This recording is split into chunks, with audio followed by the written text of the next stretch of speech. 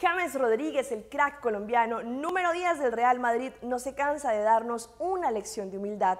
En esta oportunidad le cumplió el sueño a un menor que quería conocerlo.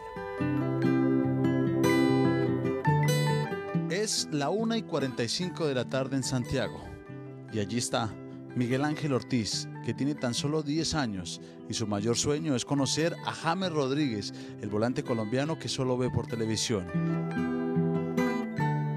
Él, con su camiseta del Real Madrid, parado sobre la valla de protección, empieza a llamar a cada uno de los jugadores.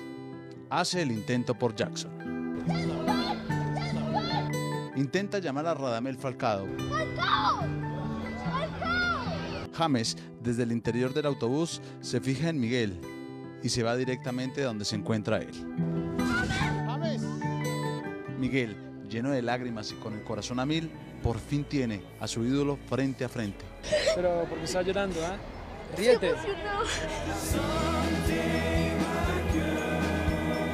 Y con un abrazo profundo lo intenta calmar. El sueño se cumple. Tiene al crack colombiano, lo tiene frente a frente, llenándolo de firmas y también de un buen gesto, regalándole el buzo con el que venía de entrenar. James, un saludo para ti, gracias por haberme dado tu camiseta. Pulso Latino con Alejandra Forero, de lunes a viernes, desde las 6:45 de la tarde, aquí en ATV, Canal 15.